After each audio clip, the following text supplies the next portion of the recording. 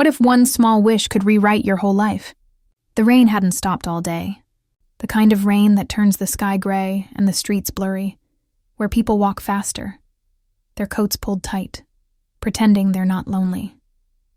Claire sat by the window of a small cafe tucked at the corner of Maple Street, the same cafe where everything once began. The lights were warm, the coffee smelled sweet, and yet she felt nothing but the quiet ache of another birthday she didn't want to celebrate. In front of her sat a slice of red velvet cake, one small candle burning like a memory refusing to die. She had ordered it out of habit, not desire. Red velvet was Ethan's favorite. He used to tease her, saying birthdays weren't real until you made a wish. But tonight, there was no laughter, no teasing, no Ethan, just the soft hum of a song playing in the background and the flicker of that stubborn little flame. Her phone buzzed on the table. A single vibration that sliced through the silence. She picked it up, expecting the usual. A work reminder, a discount notification, maybe a polite happy birthday from a coworker she barely spoke to. But what she saw made her heart stop mid-beat. Unknown number. Happy birthday, Claire. I hope your wish comes true this time. Her hand froze around the phone. That sentence, that exact sentence, was something Ethan had written on her birthday card 3 years ago. The night before he left, no one else knew those words. She read it again. Once. Twice. The cafe around her blurred. The sound of rain outside faded into a distant hum. Her chest felt tight, as if her heart didn't know whether to beat faster or stop entirely. She whispered under her breath, "No, it can't be him." But deep down, a part of her wanted it to be. 3 years ago, Ethan had walked out of her life after a fight that neither of them could win. Words thrown in anger, dreams torn apart by timing, pride, and distance. He had gotten a job offer across the country, a chance he couldn't turn down. She had begged him to stay. He had asked her to come. Neither did. And that's how it ended, with love still alive, but buried under everything they couldn't say. Claire stared at the message until her vision blurred. She could ignore it, block the number, pretend it was a prank. But curiosity burned through her reason. Her fingers trembled as she typed, "Who is this?" and hit send. No reply. Seconds passed. Then minutes. The candle's flame grew shorter, melting wax sliding down the side. The smell of coffee felt suddenly too strong, the chatter around her too loud. She pressed her phone to her chest, as if holding it would keep her from falling apart. Her mind replayed their last night together, the streetlight flickering over their argument, the cold wind, the sound of his voice cracking when he said, "Maybe someday we'll find our way back." And her answer, "Maybe someday we'll be too late." That someday had arrived like a ghost. She looked at the candle again. It was almost out. Something inside her, maybe the part that still believed in foolish things, whispered that if she made one last wish, maybe she could change something. Just one small thing. She closed her eyes. The air felt heavy with unsaid words and old love. "I wish." Her voice cracked softly. "I wish I could see him." Just once more. The candle flickered one last time, then went out. The cafe went quiet. The barista turned down the music. The rain outside grew heavier, tapping against the window in uneven rhythm. Claire opened her eyes and sighed, half laughing at herself. See him again? Right. Like magic exists. She reached for her bag, ready to leave, when the doorbell above the cafe door chimed softly. A gust of cool air swept through the room. She didn't look up at first. But then she heard a familiar voice order something, the same deep, calm tone that used to read her poetry at night and make her forget the world. Her breath caught. No, it couldn't be. It couldn't. Slowly, she turned. There he was, Ethan, standing at the counter, rain still clinging to his hair, jacket half unzipped, holding a paper bag in one hand and a phone in the other. He looked older, his jawline sharper, his expression softer.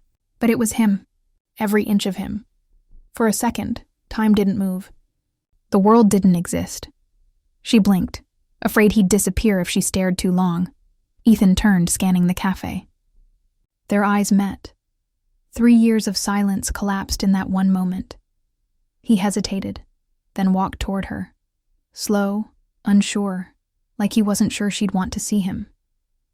"Claire?" His voice trembled slightly. Her throat went dry. "Ethan," he smiled, the same crooked smile that used to melt every argument, every wall she built. "Still love red velvet?" he asked softly, glancing at the half-melted candle. Her heart stuttered. "You remember?" He laughed quietly. "Some things you don't forget." She tried to say something, anything, but her mind was blank. He sat across from her without asking, just like old times. The air between them felt fragile, charged. Claire wanted to be angry, to ask where he'd been, why he texted her, why he vanished without a single call after promising to stay in touch. But none of those questions made it past her lips. She just looked at him, trying to see if this was real. "Why are you here?" she finally managed. Ethan hesitated, his eyes searching hers. "I moved back. My dad's been sick. I didn't plan on seeing you, but then I heard it was your birthday. And I thought..." He paused, looking down at the table. "I thought maybe it's time to stop pretending we don't miss each other." Her chest ached. "You shouldn't have texted me. It's been years. I know," he said quietly. "But sometimes the years don't matter. The feelings still do." She looked away, out the window, watching raindrops slide down the glass. She wanted to believe him, but she had learned that love wasn't always enough. "You look different," he said softly. "Older and sadder." She laughed bitterly. "Life happens." He smiled faintly. "It does. But maybe not everything's lost." They sat in silence. The tension was thick, but not angry. It was the weight of everything unsaid. Ethan reached into the paper bag and placed something on the table. A small cupcake, red velvet, with a single candle on top. She stared at it, stunned. "You once said every birthday deserves a wish," he said. "So make another one." She shook her head. "I already did." He tilted his head, curious. "And what did you wish for?" She looked straight into his eyes, voice barely above a whisper. "You," he froze. The air shifted. The candle flickered between them, tiny flame trembling like their hearts. Ethan opened his mouth to speak, but the doorbell chimed again. Sharp, loud, breaking the fragile moment. Someone else walked in. Claire didn't look right away, her eyes still on him. But Ethan's gaze shifted past her, his face changing. He stood abruptly. I have to go," he said, voice suddenly distant. "Wait," she said, standing too. "What's wrong?" He hesitated, glancing at the door, then back at her. "I'll explain soon. I promise." Before she could ask anything, he was gone. Out the door, into the rain, disappearing as quickly as he'd appeared. Claire rushed to the window, watching him cross the street, his figure swallowed by the storm. Her phone buzzed again. Another message. Same unknown number. "You shouldn't have made that wish." Her heart skipped a beat. She looked outside again, but Ethan was gone. The candle beside the cupcake flickered wildly, then went out. And in the reflection of the window, for just a second, she swore she saw someone standing behind her, a blurred silhouette that vanished when she turned. Her pulse raced. The cafe suddenly felt colder, emptier. She grabbed her coat and hurried outside, the rain soaking her hair as she searched the empty street. But Ethan was nowhere. The message glowed on her phone screen, the words burning into her mind. She whispered shakily, "What's happening?" Another message appeared. "You wished for him. Now you have to face what comes next." The rain fell harder, drowning the city in silver. Claire stood in the middle of the sidewalk, heart pounding, drenched and breathless, clutching her phone as if it were the only thing keeping her standing. Something deep inside her whispered that her wish had been heard, but not in the way she expected. And as thunder rolled across the sky, Claire realized one terrifying truth. Some wishes don't bring people back. They bring back everything you tried to forget. Can time really bring someone back? Or just their ghost? The morning after that strange encounter, Claire woke up feeling like the world had shifted. Her phone lay on the nightstand, screen dark but heavy with unspoken meaning. The mysterious messages still sat there taunting her. Happy birthday, Claire. I hope your wish comes true this time. And you shouldn't have made that wish. She hadn't slept. Every time she closed her eyes, she saw Ethan's face at the cafe. Older, gentler, but real. She had touched him, spoken to him, smelled the rain on his jacket. It couldn't have been a dream, but the message that came after he vanished made her question everything. By noon, she convinced herself to find answers. She went back to the cafe, hoping maybe he'd return. Maybe this time he'd explain.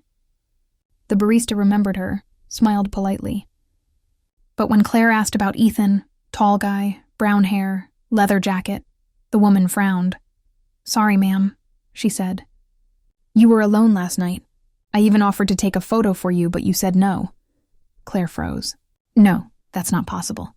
There was a man sitting right here. The barista shook her head gently. You had coffee and red velvet cake. Alone. You were staring out the window most of the time. Claire stepped back, heart pounding. She could still hear his voice in her ears. Still love red velvet? She could still see his smile. It was real. It had to be. Outside, the sky was clear, but the world felt colder. She walked aimlessly through the city, trying to convince herself that maybe the barista just hadn't noticed him. Maybe Ethan had come in quietly. Maybe she missed it. Anything but the alternative. That she'd imagined it. But then, as she turned down Elm Street, she saw him again. Standing at the crosswalk, he looked exactly the same. Same jacket, same tired smile. Ethan, she shouted. He turned, startled, then smiled. Claire. She ran up to him, breathless. You disappeared last night. You just left. Why? Ethan looked confused. Left? Claire, what are you talking about? I texted you this morning. She blinked. You what? He took out his phone, scrolled, and showed her the message. Meet me at the park. 4 p.m., but she had never received it. Her message thread was empty. Still, seeing him again eased something inside her. He was here, real. She wasn't losing her mind. They walked together through the park, leaves crunching underfoot. The world looked softer around him. Familiar in a way that made her chest ache. I can't believe it's really you, she said quietly. I never thought I'd see you again either, he admitted. But life, it's strange that way. They found a bench under an old maple tree, the same kind of tree they used to sit under in college. For a few minutes, silence felt comfortable again, the way it used to be when they were younger, before jobs and distance and pride ruined everything. Ethan glanced at her hands. You still wear the same ring. She looked down.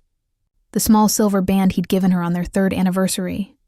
She never had the heart to take it off. Habit, she said, forcing a smile. He nodded, eyes soft. Some habits are hard to break. She wanted to ask 1,000 things. Why now? Why the message? Why her birthday after all this time? But something in his expression stopped her. The same sadness that used to hide behind his jokes. I came back after my dad's stroke, he said, his voice quieter now.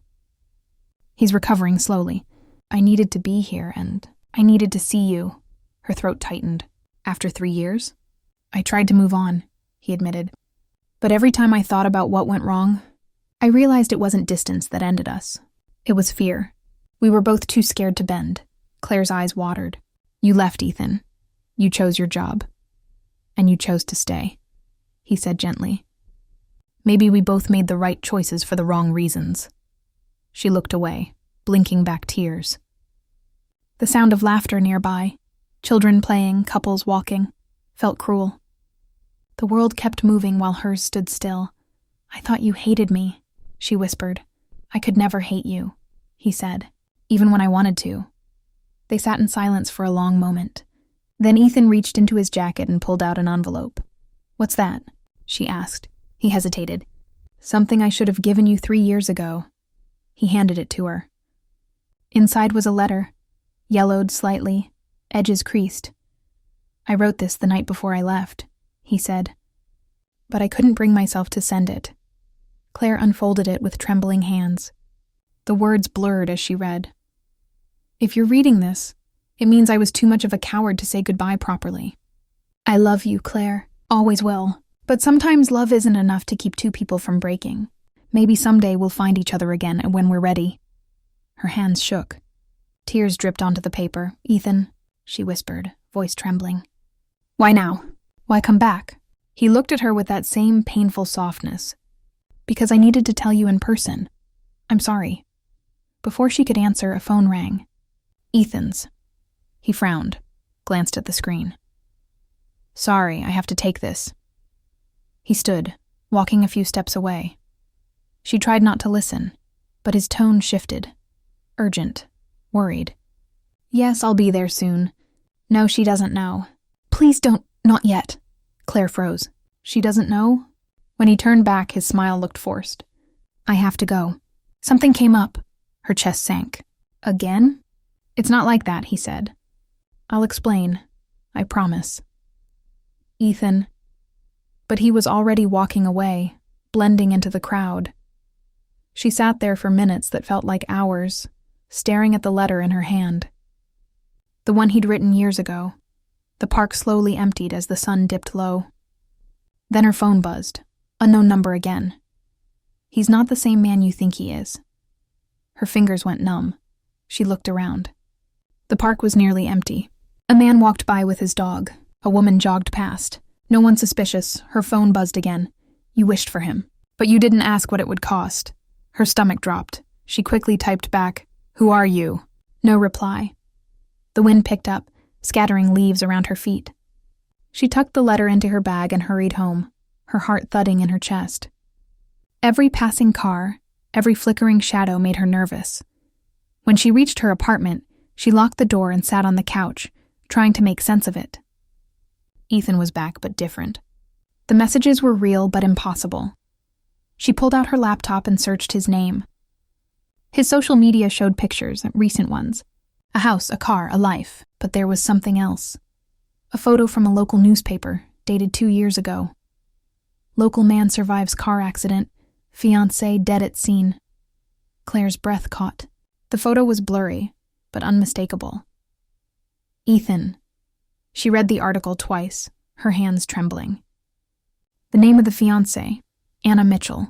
Her pulse raced. The pieces didn't make sense. Ethan was alive, yes, but the date? The time frame? It was all during the years he'd disappeared.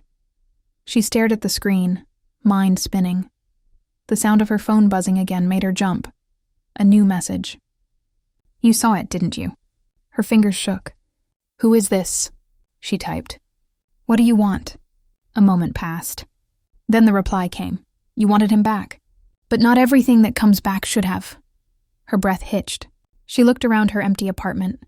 Suddenly too quiet, too still. The lights flickered once. Then again. And from somewhere outside her window, through the soft hum of the night, she thought she heard it. A faint knock. 3 slow knocks. She froze. Heart hammering. Another knock. She moved toward the window, cautious, trembling. The curtains swayed slightly with the draft. She pulled them open and gasped. Ethan was standing outside, soaked in rain, pale, eyes empty, watching her. Before she could react, the lights went out. Her phone buzzed one last time. The message appeared on the dark screen, glowing faintly. You can't change the past without paying for it. And then the screen went black. Can you love someone and still let them go? Claire didn't remember how long she stood frozen by the window that night, staring at the empty street where Ethan had been standing moments ago. One blink, and he was gone. The rain still poured, pooling into reflections of yellow streetlights.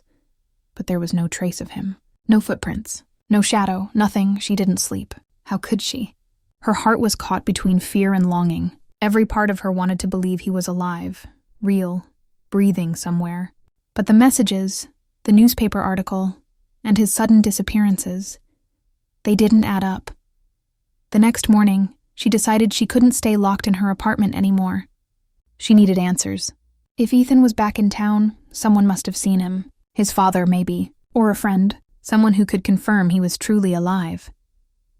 She found his father's address from an old Christmas card and drove there. gripping the steering wheel so tightly her knuckles turned white. The house stood just outside the city, small, quiet, with ivy climbing over the porch.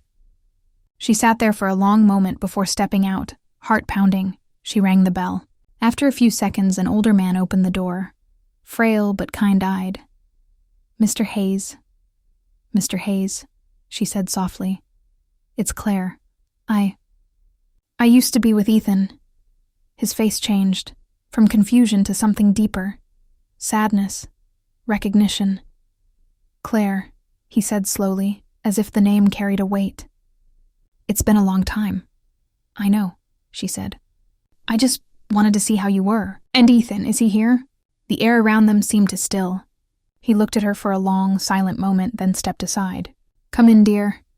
She followed him into the living room, the same one she had visited years ago. Framed photos still lined the mantel, most of them faded, but one caught her eye. Ethan, in a military uniform, smiling, proud. She turned to him. "You never told me he joined again." Mr. Hayes sat down slowly. "He didn't. That was taken before the accident." Her breath caught. "Accident?" The old man nodded, eyes glistening. "It was 2 years ago. His car went off the bridge near Lakefield.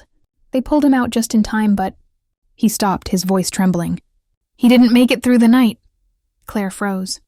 "That's not possible. I saw him, Mr. Hayes. He's alive. He came to see me." The man's expression softened, the way people look at someone who's grieving too deeply. "Claire," he said gently. "I've had dreams like that too. Sometimes I think I see him walking up the driveway, but grief can make you see what your heart wants." She shook her head, backing away. "No, I spoke to him. He texted me. I touched him." Mr. Hayes didn't argue. He just sighed, tired and sad. Sometimes love doesn't leave us, even when the person does. Her chest tightened. The room suddenly felt colder. She looked at the photo again. Ethan smiling, alive, immortalized in that frozen moment of time. She mumbled a thank you and rushed out before he could stop her. Outside, the wind howled through the trees. She leaned against her car, trembling, whispering, "No, he's real. He has to be real." Her phone buzzed again, unknown number. Still looking for proof? Her fingers shook. "Who are you?" She typed quickly. "What do you want from me?" A pause. "Then you made the wish. Now you must finish what you started."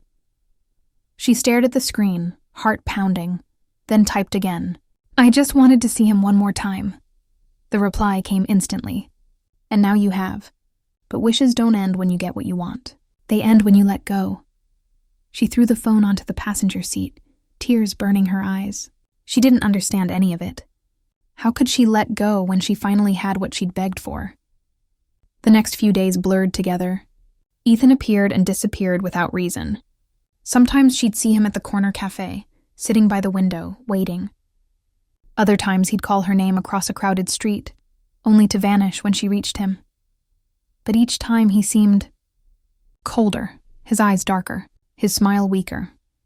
One evening she found him standing by the lake, the same one where his accident supposedly happened. The water shimmered under the moonlight, still and glassy. "Ethan," she whispered, walking toward him. He turned, his expression unreadable. "You shouldn't be here." "You shouldn't either," she shot back, tears in her voice. "I talked to your father." He looked away. "You shouldn't have done that. Why? Why can't anyone know you're alive? What's happening, Ethan?" He didn't answer. The silence stretched, filled only by the sound of water lapping at the shore. Finally, he said softly, "You made a wish, Claire. And wishes have rules." She stared at him, breath trembling. "Rules?" "You wished to see me again," he said. "And here I am. But you didn't ask what it would cost." Her heart dropped. "You're scaring me." He stepped closer. His face was pale under the moonlight. "You can't change what's gone. The more you hold on, the more I fade." Tears filled her eyes. "I don't understand." Ethan smiled sadly, brushing his hand along her cheek. "You were supposed to move on. That's what I wanted for you." She reached for his hand and froze. His touch was cold. Not the kind of cold that comes from rain or wind, but deep, hollow cold. Her voice broke. "Ethan, what are you?" He didn't answer. His eyes shimmered with something between sorrow and distance. "I don't know anymore." The lake rippled as a gust of wind rushed through. He looked toward the water, then back at her. "I have to go soon." "No," she whispered. "You just got here." "Claire," he said, stepping back, "you have to let me go." "I can't," she cried. "You're all I ever wanted. And that's why you're losing yourself." Before she could respond, her phone buzzed again, louder, sharper, cutting through the moment. She pulled it out. Another message. It's time. When she looked up, Ethan was gone. The sound of rushing water filled her ears. She looked toward the lake and froze. In the distance, near the middle of the water, she saw a car half sunk beneath the surface. Headlights glowing faintly beneath the waves. Her breath hitched. It was his car. The same model, the same color. Her phone buzzed again. Follow the truth. She dropped it and ran toward the water's edge, shouting, "Ethan!" The cold wind whipped against her face, her shoes sinking into the muddy ground. The reflection of the headlights shimmered on the surface like ghostly eyes staring back. And then she saw him. Standing in the water, waist deep, his reflection distorted but unmistakable. "Ethan!" she cried. "Come out!" He shook his head slowly. "You can't save what's already gone." Her tears mixed with rain as she stepped closer. "Please don't leave me again." He looked at her for a long, painful second. "Then wake up, Claire, before it's too late." Lightning flashed across the sky, blinding white, and then everything went dark. When she opened her eyes, she was back in her apartment, soaked, shivering, her shoes covered in mud. Her phone lay beside her, screen cracked, one last message glowing faintly through the damage. "You're next," she gasped, dropping it onto the floor.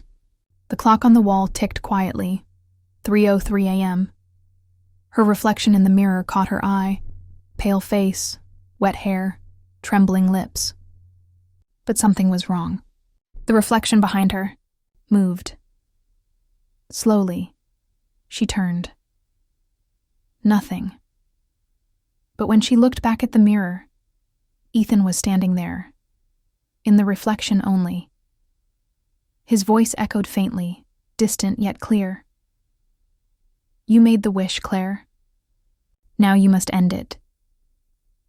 The lights flickered once, twice, and then, from somewhere deep inside the apartment, came the sound of water, dripping, pooling, spreading across the floor. She looked down. Her living room carpet was wet. The waterline was growing. The same icy chill from the lake crept up her ankles, and in the faint reflection of the mirror, Ethan whispered one final thing. "Let me go. Or join me." Before she could scream, the power went out. The apartment fell silent, except for the steady, rising sound of water. Edization policies. Was it destiny, or a second chance disguised as heartbreak? Claire woke up coughing, gasping for air, the smell of dampness thick around her. For a few moments, she couldn't tell if she was awake or still trapped inside a nightmare. Her apartment floor was dry now. No trace of water, no sign of Ethan, no dripping sound, nothing. The morning light spilled softly through the blinds, too calm for what she had seen the night before. But her clothes were still wet. Mud still stained the edge of her sleeves, and her phone, lying beside her pillow, still showed the last cracked message. "Let me go, or join me." She sat there, shaking, trying to steady her breath. "This isn't real," she whispered. "It can't be." Yet deep down, she knew it was. Every strange thing that had happened since her birthday, the text, the cafe, the lake, his touch, it was all connected. The wish had changed something she didn't understand, something she couldn't undo. She tried calling his number again, the one that had sent her all those messages. This time, instead of ringing, it went straight to voicemail. But the voice on the other end made her freeze. It wasn't a robotic tone. It was his voice. "Hi, you've reached Ethan Hayes. If this is Claire, please stop calling. Her fingers went cold. The recording sounded old, tired, like a ghost from years ago. She tried again. Same voice, same message. She slammed the phone down, fighting tears. Why is this happening? She whispered. And then, another message buzzed on her screen. You're almost there. Her heart jumped. Almost where? The reply came seconds later. Finish the wish. Go where it ended. She froze, staring at those words. Go where it ended. The bridge. The one near Lakefield. The place where Ethan had died. She didn't want to go. Every instinct in her screamed not to, but something stronger pulled her. The same force that had made her whisper that wish in the cafe. Maybe if she faced it, she could finally set him free. Or maybe she could bring him back for real. Either way, she had to know. She grabbed her coat, keys, and drove. The road to the bridge felt endless. The sky was heavy with clouds, the same gray tone as the night he appeared. The closer she got, the colder it became, the kind of cold that clings to your skin and breathes down your neck. When she reached the bridge, the area was deserted. The river below moved slow and dark, like it was holding its breath.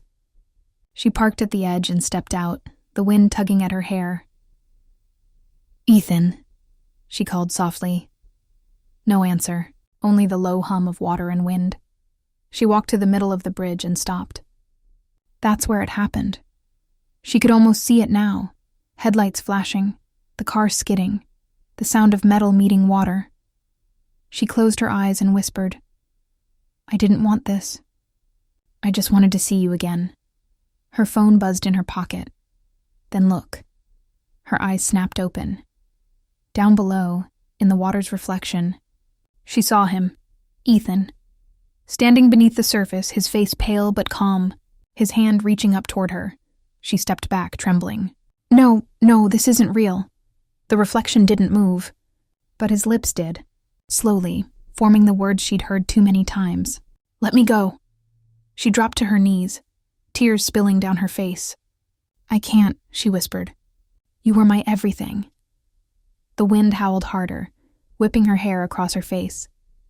You can't hold on to what's gone. His voice echoed faintly, mixing with the rush of the water. If you keep me here, you'll stay here too. She shook her head violently. I don't care. I just want you back. The ground beneath her seemed to shudder. The sky darkened. The river below swirled violently, as if reacting to her words. Her phone buzzed again, the screen lighting up in her shaking hands. Choose.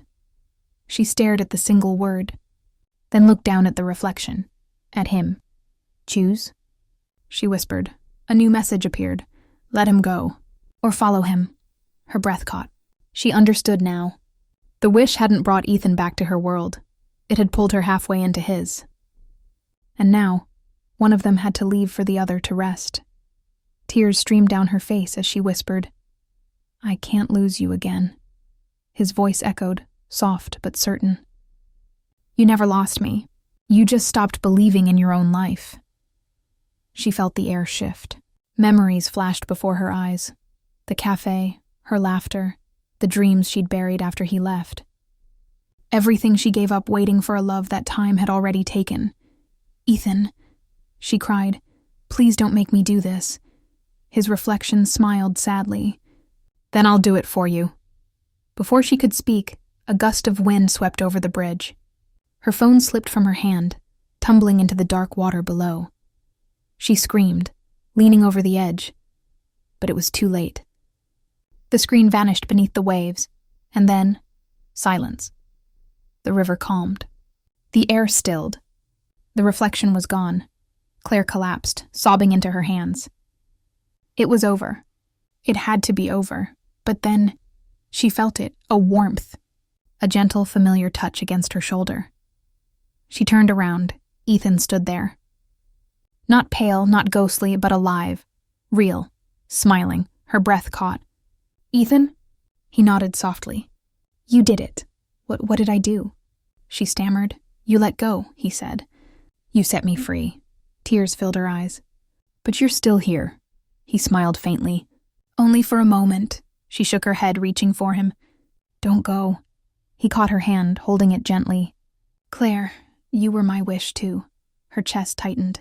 What do you mean? He looked into her eyes, calm, at peace. When I died, all I wanted was for you to forgive yourself. To live, to dream again. I couldn't move on until you did. Her tears fell faster. I'm sorry. I held on too long, he smiled. That's what love does. But now you know, it's okay to let it become something else. The sky above them began to lighten, the clouds breaking apart. Sunlight touched the river, turning it gold. Ethan stepped back, his hand slowly slipping from hers. Wait, she whispered. Please, but he only smiled. Goodbye, Claire. And then, like morning mist, he was gone. The bridge was empty, the river calm, the only sound. Her heartbeat, steady and alive. Claire stood there for a long moment, the world around her strangely quiet, peaceful. She took a deep breath, wiped her tears, and whispered, Goodbye, Ethan. For the first time in years, it didn't hurt to say it. Days passed. Weeks. Life slowly began to settle again. She went back to work. She started writing again, stories about love, loss, and the strange beauty of letting go. The nightmares faded. The messages stopped. But on quiet nights, when she walked past the cafe, she could almost feel him there, not haunting her, but watching, smiling, proud. And then one evening, as she left the cafe after closing, she saw something that made her stop. A man at the corner table, head down, a coffee cup in front of him. He looked up. Ethan. Her breath caught, but he was different. Not ghostly, not cold, just real. She blinked, frozen. He smiled softly. Still love red velvet? She couldn't move, couldn't breathe. He stood, walked past her and whispered, Some wishes never end. Her heart stopped. When she turned around, he was gone. But the chair he'd been sitting in was still warm, and on the table, a slice of red velvet cake. The candle was already lit, flickering. Waiting, Claire stood there in the golden light of the cafe, her eyes filling with tears. She didn't know if it was real, or if the universe was giving her one last sign. She leaned close to the candle, whispered softly, Thank you, then closed her eyes, and blew it out. For a second, everything went dark, and when she opened her eyes, her phone buzzed in her hand. One last time, a message appeared. Happy birthday, Claire. I hope your wish comes true this time. The same words that had started it all. Her hands trembled. She looked up, at the window, at the reflection of the empty chair. The candle flame flickered back to life by itself. Claire smiled faintly, whispering through her tears. It already did. The cafe door chimed softly behind her as she stepped out into the night. Outside, the sky was clear, stars bright, air still, as if the world itself was holding its breath. And somewhere in the faint distance, through the whisper of wind and time, came his voice. Warm, peaceful, and free. Happy birthday. The screen of her phone flickered once more and went dark forever.